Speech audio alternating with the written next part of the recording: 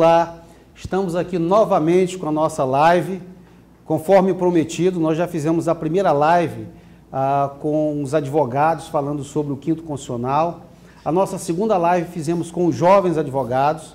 A nossa terceira live fizemos com as amigas advogadas, ali naquela semana, que era a Semana das Mães, e quisemos ali, o nosso objetivo era privilegiar as mulheres. E agora estamos fazendo essa live, uma live que com certeza vai bombar aí nas redes sociais, os nossos 11 mil seguidores do Facebook.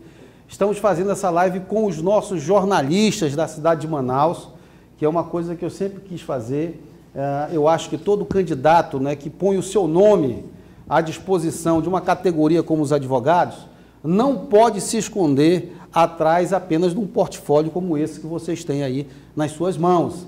Então nós vamos nos colocar à disposição dos jornalistas da cidade de Manaus, do Amazonas, pessoas respeitáveis e muito respeitadas pela sociedade, e você que está aí do outro lado vai se sentir representado por todos eles que aqui estão. Então vamos começar aqui esse nosso diálogo e vamos começar aqui com o Patrick. Cada um deles vai se apresentar, porventura, se você não conhece, vai se apresentar, vai dizer aonde exerce a sua atividade profissional, o seu meio de comunicação, se é jornal, aonde vocês exercem. Fiquem à vontade, o nosso Facebook é todo de vocês. Legal, um abraço para todo mundo que está aqui, os colegas de trabalho, Flávia Moura também, minha esposa, primeiro trabalho junto nosso. Mas olha, primeiro eu gostaria de agradecer o convite e participar de tão importante movimento que é esse. A Ordem dos Advogados do Brasil escolher nomes para que um deles possa ser desembargador. E eu gostaria de perguntar ao senhor, primeiramente, com toda a experiência que o senhor tem, de mais de 3 décadas, ter passado pelo judiciário, pelo legislativo, pelo executivo, inúmeros trabalhos, inclusive no interior, como é que o senhor se define hoje, doutor Silvio Costa? Patrick, parece meio que paradoxal, na verdade. Eu me defino como uma pessoa que quer aprender constantemente. Eu acho que nenhum tipo de experiência que você pode ter pode te frear ao aprendizado constante. Então, você tem uma experiência? É verdade.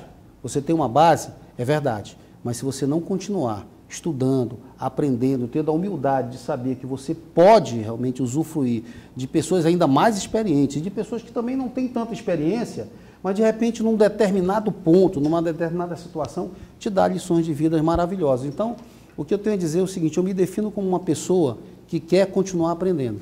Tudo bom, doutor? E aí, pessoal? Um abraço a todos. Boa noite para quem está nos assistindo. Sou Azaf Augusto, do Diário do Amazonas. E a minha pergunta é bem simples, né? O que lhe difere dos outros candidatos? Azaf, é muito difícil você falar de si, não é?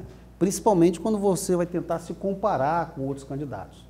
O que eu posso dizer, sem colocar essa conotação, você está fazendo uma diferença com relação aos outros candidatos, porque nós sabemos que nós temos advogados ali, aqui nesse processo eleitoral, eram 34, um desistiu, um teve a candidatura indeferida, né? Mas todos os candidatos, penso eu, primeiro, tiveram coragem de colocar o seu nome à disposição de uma classe que é uma classe muito crítica. Assim como a classe de vocês, a classe de advogados é uma classe muito crítica, não é? Então, a primeira coisa, eu acho que todos tiveram coragem para colocar o seu nome. Em segundo lugar, todos estão capacitados, porque inclusive um dos requisitos, a bem da verdade subjetivo, mas é um dos requisitos, é você ter notório saber jurídico. Então, sem fazer essa comparação, eu quero falar que Silvio Costa, não é? Eu tenho experiência, como o próprio Patrick já começou a sua pergunta enfatizando isso, e eu posso pegar o gancho teu, eu tenho experiência nos 3 poderes, poder legislativo, executivo e judiciário. No poder judiciário, eu exerci o cargo, a função de juiz classista, que hoje extinta, eu fui o juiz classista mais novo do Brasil aos 23 anos. E o fiz no interior do estado, em Humaitá, 3 anos, e 6 anos em Manacapuru. Então é interessante porque, às vezes, há uma discussão sobre o Quinto Constitucional, diz, poxa, o advogado vem, de repente ele não foi um magistrado no interior e de repente ele chega ao tribunal sem conhecer o nosso interior. Que, diga-se de passagem, o Amazonas é um caso muito específico. E eu queria aproveitar a tua pergunta para dizer assim, olha como o Amazonas é um caso específico. Eu, quando exerci a função de juiz classista em Manacapuru, os burocratas de Brasília, que não conhecem o que é o estado do Amazonas, colocou na antiga JCJ, que agora é Vara do Trabalho, antigamente era Junta de Conciliação e Julgamento, colocou sob a jurisdição daquela Junta de Conciliação e Julgamento municípios como Anuri, Anamã, Capiranga, Iranduba. O que isso acontece? Tu imagina o cara sair de Capiranga, de Anuri, de Beruri, para fazer uma reclamatória de R$500. Ele não vai. Então, o que acontece? Os burocratas de Brasília tiraram uma atribuição, uma competência do juiz de direito que tinha lá em Anamã e colocaram para Manacapuru, inviabilizando o exercício, né, do direito do trabalhador. Então, por que eu digo isso? Por que eu peguei esse teu gancho? Porque eu exerci a magistratura, temporária sim, mas exerci no interior do Estado. Eu conheço o que é o judiciário no interior do Estado. Então, a priori, esse meu exercício na magistratura me deu uma certa experiência para dizer, olha, eu conheço, até porque o desembargador, eventualmente, ele vai exercer a presidência do tribunal, ele vai exercer a corregedoria do tribunal, e ele precisa conhecer as mazelas no interior do Estado. Por outro lado, eu exerci no Poder Executivo um cargo de extrema importância para todo o Estado, que é o cargo de chefe da consultoria técnico-legislativa da Casa Civil, para onde convergiam todas as demandas de todas as secretarias. Não só isso, é o órgão que prepara todo e qualquer ato do governador, seja ele administrativo e seja ele legislativo, porque o governador também legisla quando a gente pensa que ele tem iniciativas de lei e quando ele recebe da Assembleia os projetos para serem sancionados ou serem vetados. Então, eu chefiei um grupo de praticamente 30 advogados nesse sentido. Então, ao passo que anteriormente eu exerci um cargo no Poder Judiciário que tem por obrigação a aplicação da lei, mesmo que de forma coercitiva, depois eu exerço um cargo onde eu estou também submetido à maioria das leis e eu tenho que também trabalhar com as leis para fazer o Estado prosseguir. Já no Legislativo, eu tive uma experiência ainda a nível médio e hoje, como procurador da Casa, eu exerço uma função na área do direito, não só administrativa, como também você participa dos processos legislativos. Então, veja você, e vejam todos os nossos seguidores, que essa experiência nos três poderes, penso eu, que me traz uma capacidade que me impõe, eu digo impor, né? Por quê? Porque se eu exerci esses cargos todos nesses poderes, é uma imposição a mim.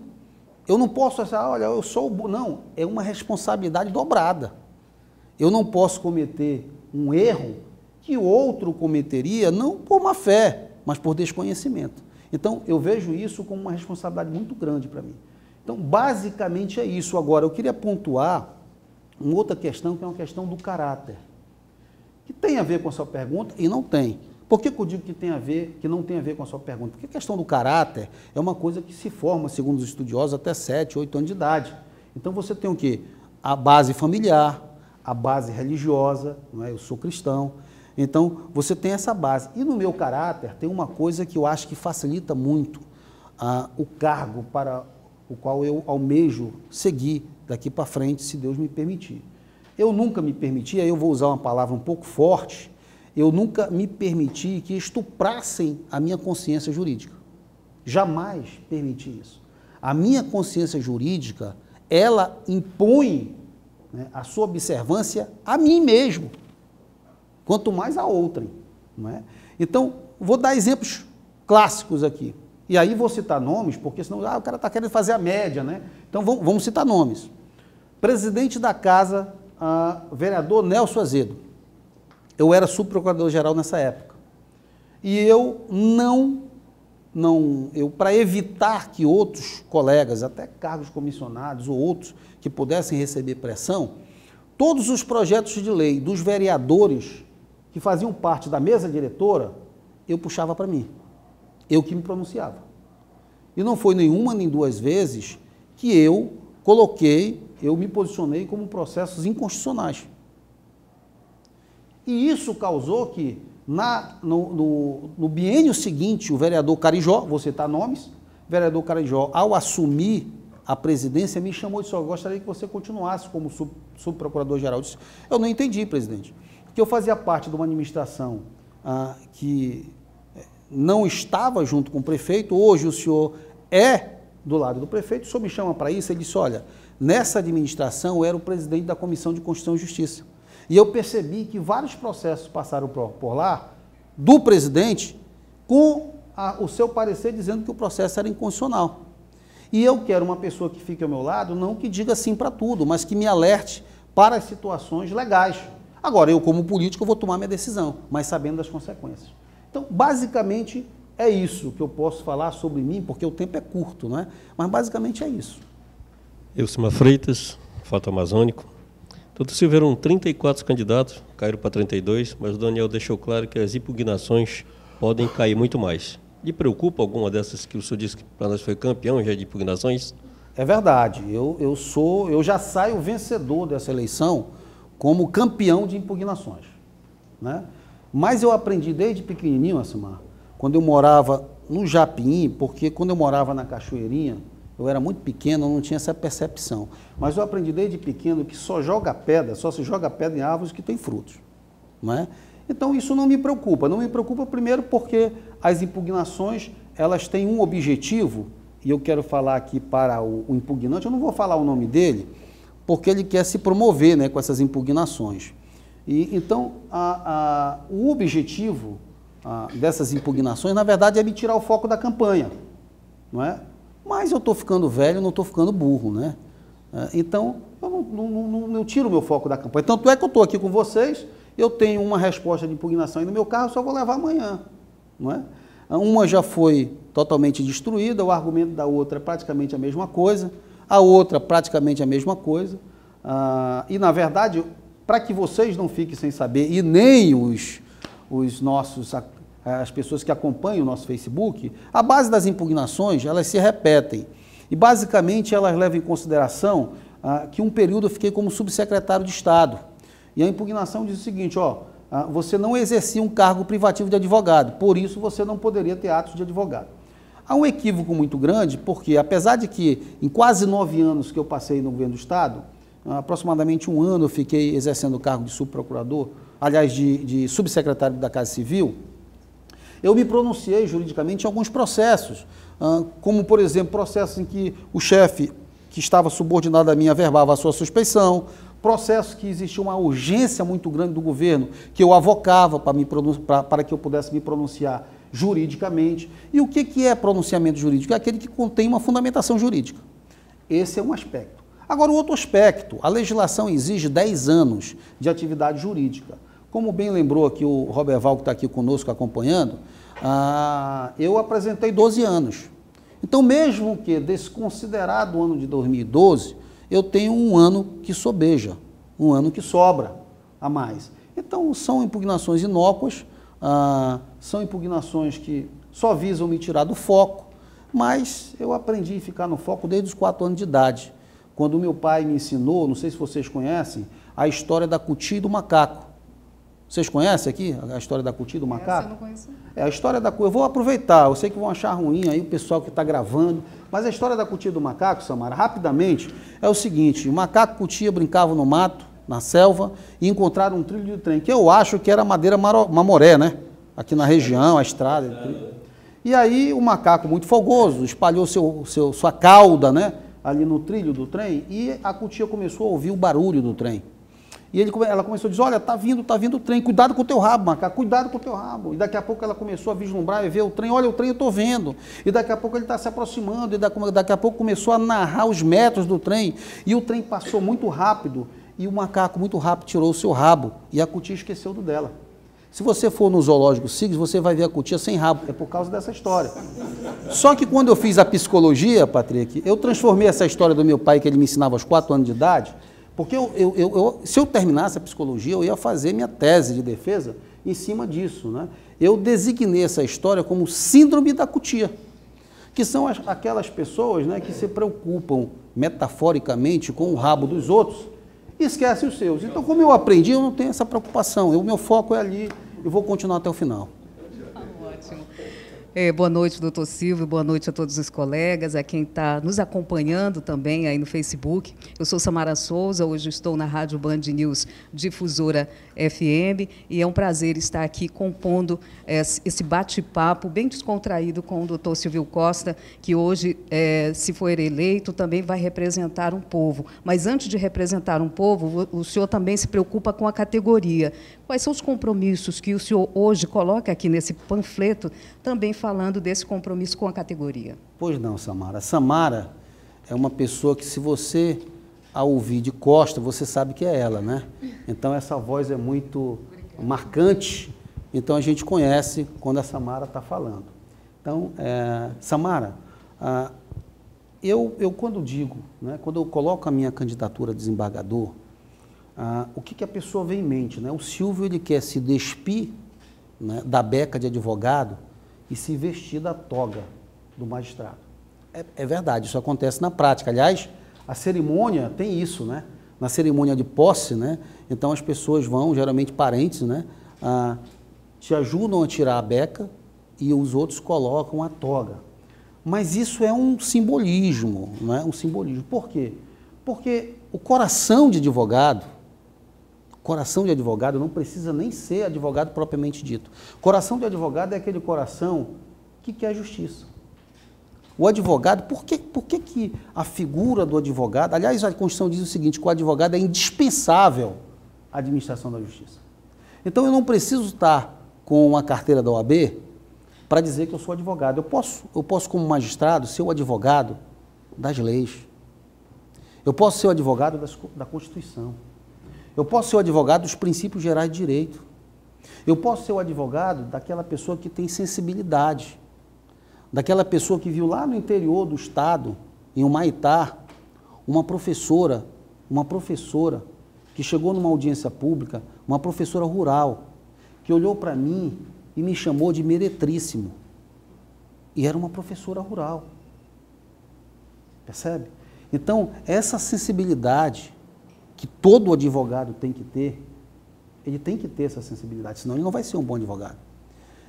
Ela é inerente à pessoa, não a uma carteira da OAB e não a qualquer outra coisa, uma toga, uma beca.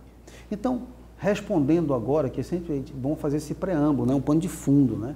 Mas respondendo especificamente à tua pergunta, Samara, eu tenho a sensibilidade de saber que o advogado, as prerrogativas do advogado devem ser cumpridas. Alguém vai dizer assim, pá, mas olha, a prerrogativa está na lei, isso é o óbvio. Não é o óbvio.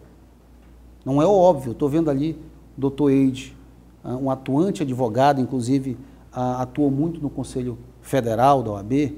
Ele sabe que nós temos um vou colocar ex, não porque ele deixou de ser advogado, mas porque ele deixou de pensar como advogado. Um ex-advogado que é ministro do STJ, que se recusa a receber advogados. Percebe? Então, de fato existe essa resistência. Graças a Deus, no nosso tribunal, nós temos 2 representantes da OAB, o desembargador Chalub e o desembargador João Simões. Ambos extremamente receptivos. Então, você não está fazendo um compromisso de, olha, eu vou levar ao tribunal uma receptividade. O compromisso é de manutenção do status quo. Esse é um compromisso. Um outro compromisso decorre também da lei, que é a ordem cronológica dos processos. A ordem cronológica dos processos está ligada diretamente à agilidade no julgamento. Porque se o magistrado ele não segue a ordem cronológica do processo, ele vai escolher processo, alguns vão ficando para trás. Mas na hora que ele segue a ordem cronológica do processo, ele vai julgar o teu processo, que é advogado, que está me ouvindo agora, que está me vendo, porque se ele não julgar o teu processo, acabou a pauta dele, ele não julga nada. Ele não tem produtividade, que hoje o CNJ trabalha muito com isso. Eu tenho aqui um exemplo de magistrado, é o ministro Mauro Campbell, ministro amazonense. Ele não gosta nem que fale isso, mas eu consulto. Ele é um ministro no STJ que mais efetivamente presta tutela jurisdicional. E é um amazonense. Muitas vezes ninguém fala, talvez ele não fique, né, divulgando isso, mas é um amazonense. Então, no direito, na justiça, nós que somos advogados, você sabe, você que está me vendo aí, o que nós queremos? Nós não queremos que o juiz decida a nosso favor. Nós, se decidir é bom, né? Mas o que nós queremos é que ele decida, pô. Porque a pior justiça é aquela que não vem. Decida, se eu estiver inconformado com a decisão com relação ao meu, eu vou recorrer. Então, a questão da celeridade processual é um compromisso sine qua non. E isso se faz como? Porque você prometer celeridade processual no espaço, genericamente, é fácil. Eu estou te dizendo o seguinte, um dos instrumentos é obedecer à ordem cronológica do processo. Uma outra coisa que eu acho importante é o acordo na segunda instância. Você quase não ouve falar nisso. O acordo na segunda instância, às vezes, é muito mais fácil do que na primeira. Por quê? Quando o processo chega na segunda instância, já decorreu um tempo muito grande do litígio entre as partes. Logo na primeira instância está aquela raiva, não, mas ele xingou a minha mãe, ele falou do meu pai, ele chutou meu cachorro, não é? Então isso o quê? Estende. O tempo, né, é o senhor de tudo, né? Então, na segunda instância, muitas vezes falta uma vírgula para você encerrar um processo. Então, essa sensibilidade, o magistrado ele tem que ter. De realmente analisar, poxa, só está faltando isso.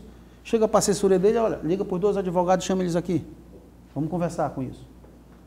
Outra coisa, se nós estamos dando acessibilidade ao advogado, e vamos dar, é um compromisso meu, se eu for procurado por um colega, eu tenho a obrigação de chegar com o meu assessor e diga qual é o telefone do outro. Ligue para ele vir aqui. Por quê? Porque eu tenho a obrigação de ouvir as partes. E aí você vai me perguntar, já estou antecipando, já está esse olhar, né? Porque a população pergunta isso. Ele vai dizer, por que o advogado vai lá com o juiz? Já está querendo fazer um esquema, não é? Na verdade, o nosso direito, o direito brasileiro, é diferente do direito americano. No direito americano, as partes, elas têm, antes de chegar ao Poder Judiciário, muitos instrumentos que podem produzir provas, inclusive com notificações que aqui no Brasil nós chamamos de notificações extrajudiciais, que aqui no Brasil, se um cliente meu recebe uma notificação extrajudicial, eu digo, rapaz, nem responde, porque não tem obrigação de responder. Lá é diferente. Então, aqui, há muitas vezes a necessidade de você estar olho no olho com o juiz. Você pontuar algo que talvez ele não tenha visto. Percebe? Então, essa ida ao magistrado, ela é plenamente republicana. Agora, se na ida faz alguma coisa, outra coisa, mas a ida é plenamente republicana. Então, eu tenho que oportunizar o outro colega também, naquele processo, ter acesso a mim para poder expor aquilo que entende necessário em defesa do interesse do seu cliente. Agora, candidato, teve uma frase do senhor que me chamou particularmente muita atenção. Primeiramente, boa noite, colegas. Boa noite, Patrick. Boa noite, candidato. Boa noite para quem nos assiste. Eu sou Flávia Moura, da TV Band. O senhor falou agora há pouco que o coração do advogado é de justiça. Né? E, recentemente, aconteceu um assassinato de um advogado em uma casa de show. E vimos uma mobilização da OAB, né, de alguns advogados, em relação a esse advogado que foi assassinado. Mas não vimos uma mobilização também em relação quando morre um pai de família, quando morre alguma outra pessoa que não esteja ligada necessariamente à OAB. Se tem, não é divulgado. Mas aí eu pergunto do senhor, como é que o senhor enxerga isso, né, já que também vai representar o povo, né, na vaga de desembargador? Pois não. A gente tem que observar todo o contexto. E aí eu vou falar aqui para jornalistas, não é? E eu conheço um pouco da área, não sou jornalista, mas quando eu fui diretor-geral da Câmara, ficou diretamente subordinado a mim, ao Alcimar Sabe, a TV Câmara.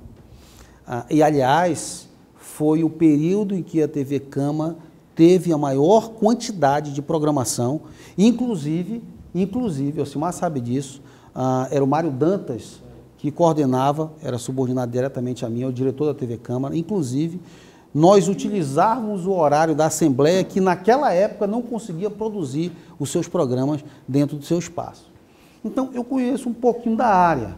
A gente sabe que, via de regra, a imprensa não tem tempo de cobrir todas as mortes. É óbvio, não é? O que ela vai cobrir? Pessoas importantes, pessoas, advogados, médicos, não é? Até porque é o que vai dar acesso, né, Elcimar? É o que vai dar acesso. Então, tem essa questão também, que muitas vezes não há uma cobertura da imprensa, porque também é impossível, não é nenhuma falha da imprensa, é impossível você fazer isso. Agora, tem uma questão também que muitas vezes que uma classe, ela tende, obviamente, a defender, mesmo sendo uma classe de advogados. A OAB, ela se organiza em comissões. Então, você tem a comissão lá de defesa das prerrogativas, comissão que eu resumi de acessibilidade da doutora Nancy Segadilha, que trabalha nessa área de acessibilidade para as pessoas que são portadoras de deficiência, não é? E tem comissões de direitos humanos, não é?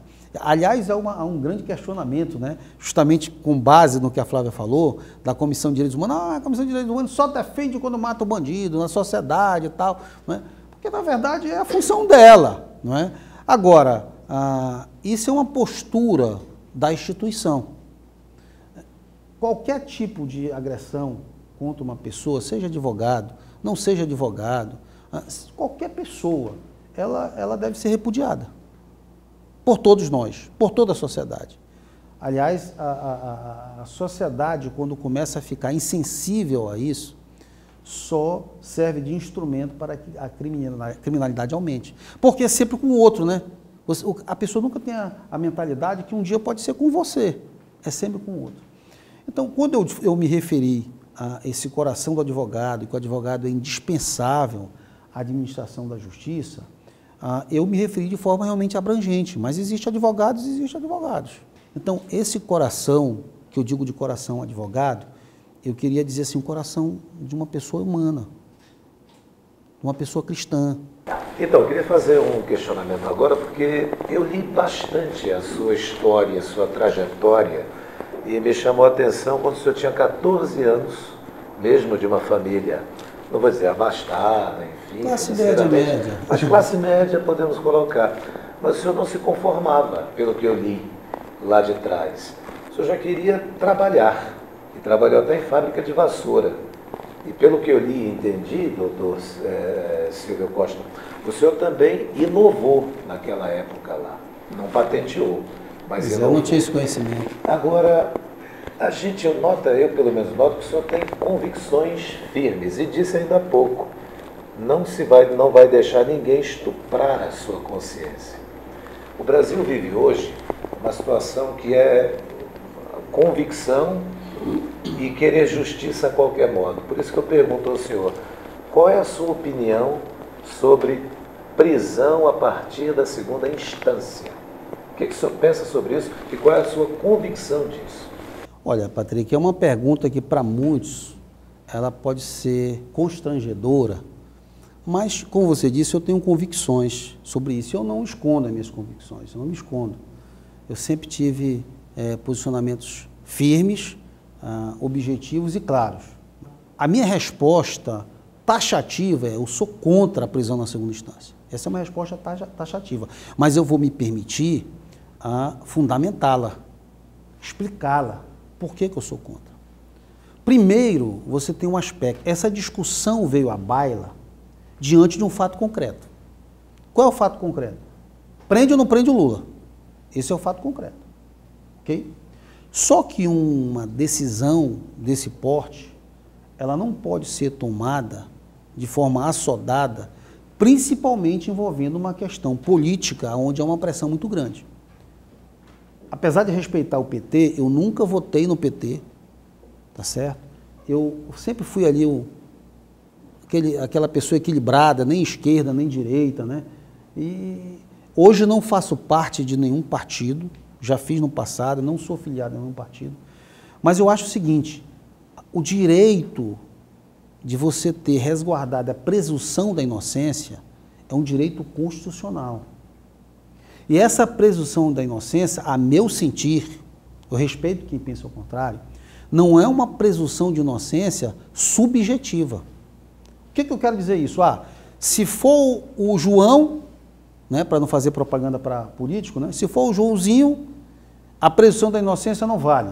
Mas se for o Pedrinho, ela vale. A presunção da inocência, que é uma garantia constitucional da Constituição Cidadã, ela é uma garantia para o Pedrinho, para o Joãozinho, para o Raimundinho, para o meu inimigo, para o meu amigo, para o meu filho, para o filho do vizinho, para todos. Na hora que eu ataco um princípio, o princípio da presunção, eu não estou atacando o Lula, eu não estou atacando o João, eu estou atacando o cidadão. Aquele cidadão que até por uma perseguição sofre um processo, e isso pode acontecer, com produções inclusive de provas falsas, não ter a oportunidade de ir até o final do seu processo, se defendendo em liberdade, desde que ele não esteja fazendo algo que possa prejudicar as investigações. Que isso é uma outra coisa. Eu sou totalmente contra a prisão, inclusive em fase de inquérito policial, desde que preenchidos os requisitos para o cerceamento da liberdade. Então, eu sou contra, pelo simples motivo, para mim, a meu ver, respeito o posicionamento ao contrário, a presunção da inocência, ela é objetiva. E nós não podemos nos esconder atrás da morosidade da justiça para atacar um princípio constitucional que é uma garantia de todos nós. O senhor vai participar de uma eleição que está sendo muito concorrida. Hoje são 32 candidatos. Desses 32 candidatos vão virar 6, desses 6 vão virar 3 na mão dos desembargadores. O senhor tem algum receio quanto a lobby, quanto a apadrinhamento? Porque no final das contas é o que os analistas jurídicos e políticos depois vão analisar. Fulano ou ciclano ou beltrano foi escolhido porque teve um padrinho. Verdade. Samara, deixa eu te dizer qual é o meu pensamento. E aí, mais uma vez, eu me refiro ao meu comportamento, à minha índole. Até hoje, eu não estive com nenhum desembargador fazendo qualquer tipo de intervenção favorável ao meu nome. Pelo um simples fato. E aí, eu encontrei, eu vou dizer o porquê do fato, mas dizendo uma questão concreta. Essa semana que passou, eu encontrei um desembargador no Shopping Manauara, tomando café. Eu o cumprimentei de longe, mas eu estava com a minha neta, né? E neta é neta, né? Você fica correndo atrás, você esquece até que dói joelho, dói costa, né? Então você fica ali correndo atrás. E a minha neta, ela não tem essa mesma percepção minha. E ela é extremamente um cabo eleitoral, né? E ela já diz o número 12. É impressionante ela. Eu acho que hoje está no meu Instagram, ela o telefone, né? Quem quiser ver o Instagram, né? Ela tem 1 ano e 8 meses, mas ela já fala 12, né? Então, ela já fala vovô 12. E aí ela estava hoje no Instagram, ela está no Instagram, o telefone, obviamente, com a face do telefone com um adesivo 12. E ela está lá, assim, concentrada, e eu disse assim, iniciando o dia com a ajuda da minha neta, ligando para os colegas advogados e pedindo voto, né? E aí, ela, como está ávida, está muito engajada na campanha, ela se aproximou do desembargador. E aí eu fui ali, né? Não, então, aí ele tomou a iniciativa, disse, olha, a sua neta, eu digo, é minha neta e tal. Aí eu disse, a propósito, desembargador, eu quero lhe dizer, como uma forma de justificativa, que eu ainda não estive no seu gabinete, porque eu acho muita prepotência minha achar que eu estarei na lista sextupla. E, a meu ver, seria desconsiderar a você, colega advogado, que está me ouvindo, que está me vendo, que tem o direito de escolher quem estará na lista sextupla. Então, eu não estive com nenhum desembargador, nenhuma pessoa no Tribunal de Justiça, antevendo que eu estarei na lista sextupla. Para mim, na minha concepção, eu tenho que acreditar esse primeiro passo ao colega advogado. Se ele reconhecer em mim que eu tenho condições de estar na lista sextupla, aí sim, a eleição é no sábado. Na segunda-feira, me aguardem, desembargadores. Aí eu estarei aí com vocês, colocando o meu nome à disposição, levando um pouco da minha história. E é bom deixar claro que isso faz parte do processo. Faz parte do processo, né? É um eleitor, né? Um eleitor que vai reduzir essa lista sextupla em uma lista tríplice e vai encaminhar essa lista tríplice para o governador do estado, o governador amazonino Mendes. É 12, ele é 12. Mas isso não tem relação, né? É um processo eleitoral distinto. Eu tenho... Aliás, essa pergunta, Elcimar, que você fez, eu estive fazendo uma palestra e uma pessoa me perguntou sobre isso. É muito longa a história para chegar nesse 12, mas eu quero dizer o seguinte, eu não me valho dessa condição de ter recebido o número 12 para dizer o seguinte, olha, o governador vai me escolher. Primeiro que eu não sei nem se eu estarei na lista. Primeiro aspecto. Segundo, que o governador do estado, com a experiência que ele tem, ele não vai se restringir à escolha de um nome por um número, né? O governador do estado, que me conhece já há algum tempo, como conhece outros candidatos, ele vai avaliar, dentre os 3, aquele que certamente, na concepção dele, é a pessoa que terá melhores condições para distribuir justiça. Esse é o meu entendimento. E se o governador, se eu estiver na lista, o governador optar por outro, eu quero dizer que eu tenho certeza que ele estará fazendo uma decisão com base naquilo que é uma prerrogativa dele. Não é? Se ele optar por mim, a responsabilidade dobra ainda mais, porque ser escolhido por um governador que tem a carreira política que ele tem, com experiência no governo do estado, no Senado, é uma responsabilidade que redobra, não é? Então, eu não tenho muita preocupação, na verdade, com essa ida ao tribunal agora, com essa questão política. Eu, repito, eu não sou ligado a nenhum partido político. Eu fui ligado ao antigo PMDB, fui filiado com a assinatura do senador Gilberto Mestrinho e me desfiliei no dia seguinte da sua morte, do seu falecimento. E não sou filiado a nenhum partido. Eu não tenho nenhum apoio político partidário, eu não tenho ninguém politicamente que vá pedir pelo governador, para o governador, ou dentro os desembargadores. A minha confiança primeiro é em Deus.